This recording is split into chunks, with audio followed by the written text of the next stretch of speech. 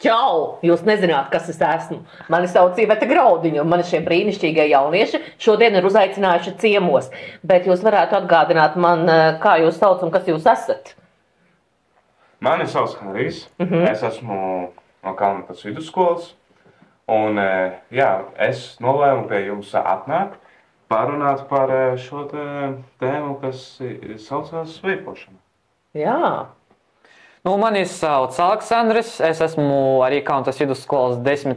klasē. Es esmu šī projekta Skaidrā prātā dalībnieks, un es uz šejieni atnācu, lai uzzinātu daudz ko jaunu par veipošanu un par citiem cilvēkiem. Meitenes. Mani sauc Anastasia. Es gribēju piedalīties šodien, tāpēc es esmu te. Mani sauc Viktorija, un es šeit piedalījos, jo gribēju uzzināt kaut ko jaunu. Mani sauc Ines, esmu no Kalnatas vidusskolas, un arī atnācu iepazīties par kaut ko jaunu. Lieliski, mani sauc Iveta, un es esmu šeit, lai uzzinātu, kas ir veipošana. Pastāstiet man, kas tas ir un kāpēc jaunieši to dara? Nu, kā pēc manas izpratnes veipošana ir, kā varu teikt... Tā ir atkarība. Nu jā, var arī teikt, ka tā ir atkarība. Bet arī, kā es arī tā saprotu, arī tas ir kā atpūtas veids arī. Jā. Bet no jums, kuri tad ir tie, kas ir mēģinājuši? Mēs. Un puiši? Es pats neesmu mēģinājis. Tu pat neesi mēģinājis, bet te jau tu nevari runāt, ja tu neesi mēģinājis. Kā es nevaru runāt? Mēs visi varam runāt. Es kā varu pateikt, es skatos no malas, kā citi dara. Un tev negribas, kad tu skaties no malas? Nu, man piemēram, man teica, jā, ka tas nav īpaši veselīgi. Tas, kā lai saka, tas nav labi organismam, un ka tur neskas tur iekšā. Kas tur ir iekšā? Nikotīns. Un kāpēc? Tas ir forši. Nu, garšīgi. Karšīgi? Lai dabūtu kaifu. Ar ko garšojat? Odziņas visādas. Odziņas, jā. Jā, tur odziņas. Odziņas. Tikai odziņas. Ne tikai. Tur ir kola, Fanta. Bet tad jau tāpat var kolu un fantu paņemt un dzert arī. Jā. Tā kā tur dod pa galvu. Kā varu pateikt, dažiem cilvēkiem tas ir, es tā sapratu, patīk. Ja. Bet, vispār, jāuzzina, kā tas viss sākās tādā ziņā. Bet vai skolās tas ir izplatīti? Tā ir izplatīta problēma? Jā, ļoti izplatīti. Jūs tā skaitījāt jūsu Kalnatas vidusskolā, cik procenti veipo? Gandrīz visu skolu. Lielākā daļa. Es pēc maniem uzskatiem to varbūt kaut kādā pusē. Jā. Kad bija pirmā reize, kad, teiksim, katru no jums izmēģinājāt? Kāda bija pirmā reize un kas tevi pamudināja, kas tevi uzciedāja? Tikā, piemēram, sliktā kompānijā. Jā. Pamēģinājām. Un tad sagribējās vēl un vēl. Un tad atkarība. Slikta kompānija. Kur slikta kompānija? Rezekne. Bet pamēģināt gribējās? Jā. Un iepatikās ar pirmo reizi? Jā. Gribējās no sākuma saprast, kas tas vispār ir. Mēs sapratām. Un kāda ir tagad sajūta? Tāda pat. Bet jūs esat projektā iesaistījušās, tad tomēr jums ir kaut kāda vēlēšanās atmest šo ieradumu? Jā. Vai tas nāk no galvas, tas lēmums? Skolotāja pateica, tas ir slikti. Vai, teiksim, sajūtu līmenī ar sirdi arī jūs jūtat, ka to... Priekš sevis. Jā. Lai veselība būtu labāk. Sportot vairāk. Jau tā daudz naudas aiziet. Cik, varbūt pasaka, es zinu, ka mēs pats seminārā runājām, cik jūs nosaucāt summu, man tas nošokēja, bet varbūt atkārto. Mēnesī, piemēram, kā meitenes teica, tad bija 280 eiro, bet tas ir cigaretes. Elektroniskās viņas turās daudz ilgāk, varbūt 50 eiro kaut kur mēnesī. Varbūt vairāk. Jā. Tas jau riktīgi daudz ir. No kurienes jūs šito naudu ņemat? Mamma, tētis. Mamma, tētis? Jā, viņa zina. Viņiem vienalga? Nē. Viņam nav vienalga. Tā kā Pašām arī ar galvu jādomā, kas ko. Viņi taču nevar uz katra stūra stāvēt un teikt, nepīpē. Nu jā, kā var pateikt, tie vecāki, viņi domā ar to, ka lielāki cilvēki, viņi gan jau paši sapratīs. Lēmumu pieņemt, jo tā ir tā lēmuma pieņemšana. Man jau liekas, protams, es arī teicu šodien, ka nav svarīgi, cik cilvēks reizes pakrīt, jo, ja arī tā bija pirmā sliktā kompānija, tā noteikti nav pēdējā sliktā kompānija dzīvē, kuru var satikt ikvienam gadīties. Nav svarīgi, cik reizes tu iekrīti kādās lamatās vai akacī, bet ir svarīgi, cik reizes tu spēj pacelties no tā, cik reizes tu spēj pieņemt lēmumu un izkāpt ārā, jo es pieļauju, kā jebkura atkarība, tas ir tā kā apburtais loks. Tu gribi iziet un tu netiec ārā, vai ne? Vai tu pamēģini? Jūs esat mēģinājuši atmest, arī jūs teicāt, jā? Cik laika ziņā, cik sen jūs to, teiksim par tevi, ja? Es te gribu, ka visas kopā korī runā, jums katrai savs stāsts arī ir, piemēram, tev. Cik sen, pirms cik mēnešiem vai gadiem tu sāki to darīt? Un ja atmešana, cik ilgi tu noturējies? Es saku, kādus 2 gadus atpakaļ. Un turējos es mēnesi, un pēc tam atkal sāku. Un atkal tagad esi cik lieto? Tagad lietoju? Gadu. Jā, un pārējās meitenes, tu esi mēģinājusi atmest arī? Jā. Un cik tu noturējies? 2 mēnešus. 2 mēnešus, labi. Un tev? Mēnesi. Drusku mazāk varbūt. Jā. Man liekas, ir ļoti svarīgi. Man šķiet, ka noteikti jūs esat projekta grupā, puiši. Jūs to pamatojumu arī rakstot projektu, droši vien skatījāties. No jūsu, no projekta rakstītāja viedokļa, kādi ir tie iemesli, kāpēc cilvēki uzsāk veikot? Pēc maniem uzskatiem, kā viņas minēja, tas var iesākties kompānijas, bet arī pēc maniem uzskatiem tas arī var būt iesākties kā arī, psihiskā stāvokļa dēļ arī.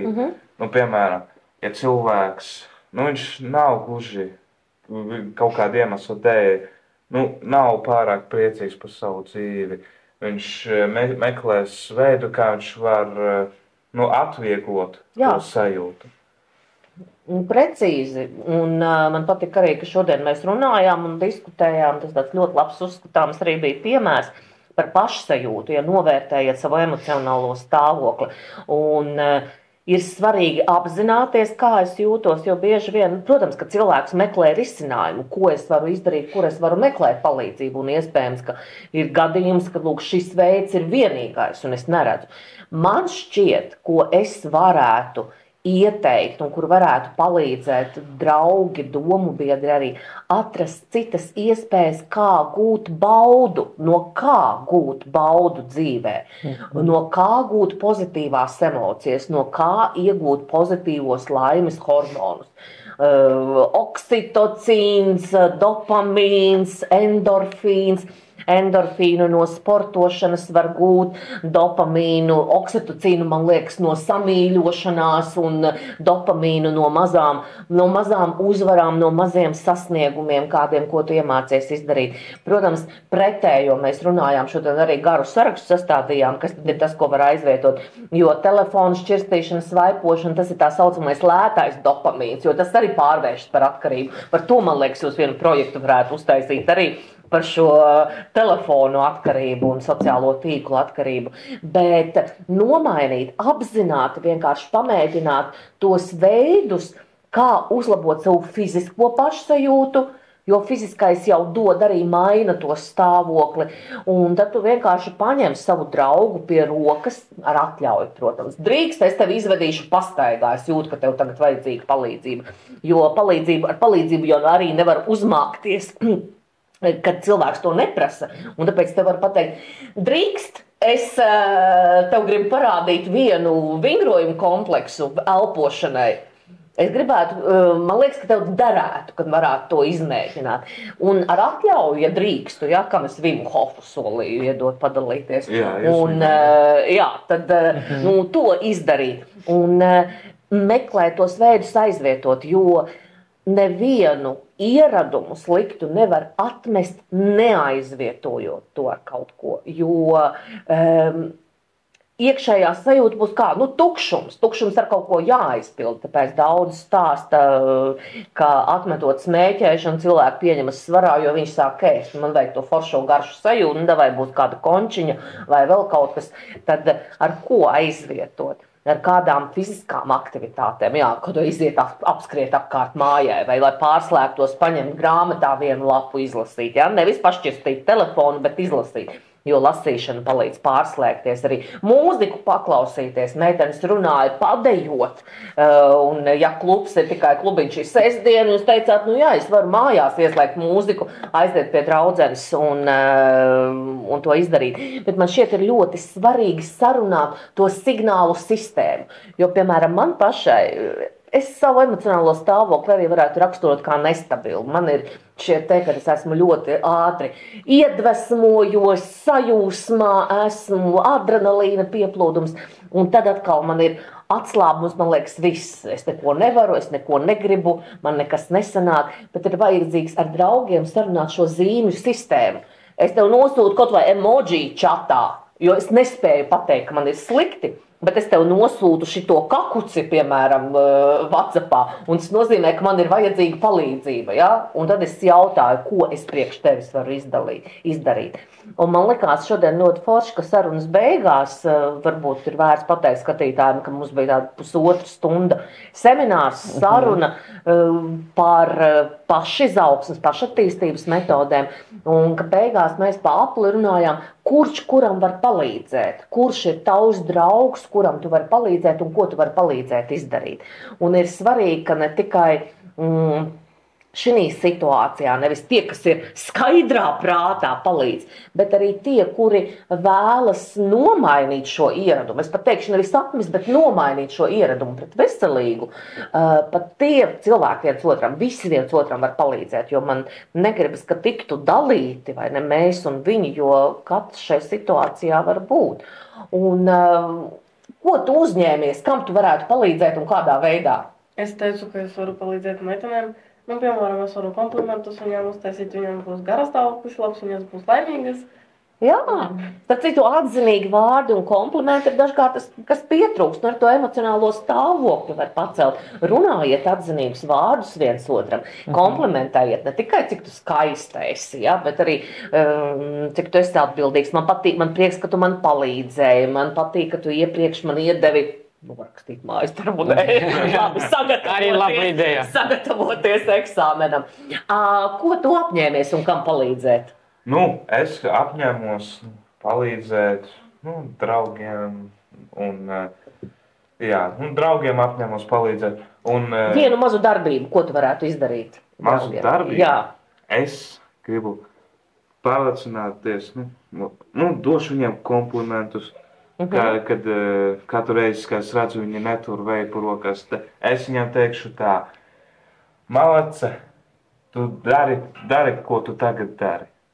Man likās, ka arī teica, ka tu izvestu pastaigā. Nē, tas nebija tu, kas teici, Es teicu, ka izvestu pastaigā. Ko tu varētu izdarīt saviem draugiem? Tu to teici? Var meitenēm ārā. Jā, forši. Es varētu mājās mūziku ieslēgt pādējot ar viņam vai aiziet uz klubu, vai uz dusņu kaut kādu. Jā, kur labās kompānijas. No sliktajām kompānijām nekad neizbēgsiet. Viņas būs. Galvenais ir spēt saglabāt to savu iekšējo es. Galvenais atrast pareizos cilvēkus. Jā, galvenais atrast sevi pašu. Kas esi tu? Kas ir tev iekšā? Kas ir tavs kodols? Ko es gribu? Zini, ko tu gribi. Tu gribi, mēs paspējām arī par sapņiem un mērķiem parunāt. Tu gribi to sapni, kāda esi tu tanī sapnī pēc 5, 10 gadiem. Kāda tu izskaties, ko tu dari, kas ir tava labākā versija. Un tad tiecies uz to un dari, vai tur ir vaipošana vai nē. Tā, tavs komentārs. Es varētu saviem draugiem iet, piemēram, kā to pateikt, kaut kur ierosināt, kaut kur aiziet, piemēram, Tā kā es esmu tāds čakls, strādīgs, varētu ieteikt viņiem aiziet ar mani, tur pastrādāt kaut ko. Vai arī pamācīt kaut ko to, ko viņi neprot, bet es māku, piemēram, ja kāds nemāk malku skaldīt vai ko, varētu es viņiem iemācīt. Varbūt gan jau dzīvē noderētu kaut kas. Darba terapija. Jā, darba terapija. Vienmēr, vai tagad lielāka talka nāk augšā. Nu ko, divas puses, jūs varētu atrast kopīgu valodu? Es tā domāju, ka jā. Jā. Manuprāt, jā, nebūtu grūti. Jā, labi. Nu tā, man liekas, ka mēs esam tā konstruktīvi aprunājušies. Varbūt vari vēl kādu kopsavilkumu. Nu, kā var pateikt? Mēs esam izteikuši kā savus viedokļus, savas domas skatītāji par kā mēs visi redzam par veidošanu. Un es varētu teikt, ka visiem uz redzēšanos un lai jums laba diena, tiekamies nākošajā reizē. Paldies! Tā!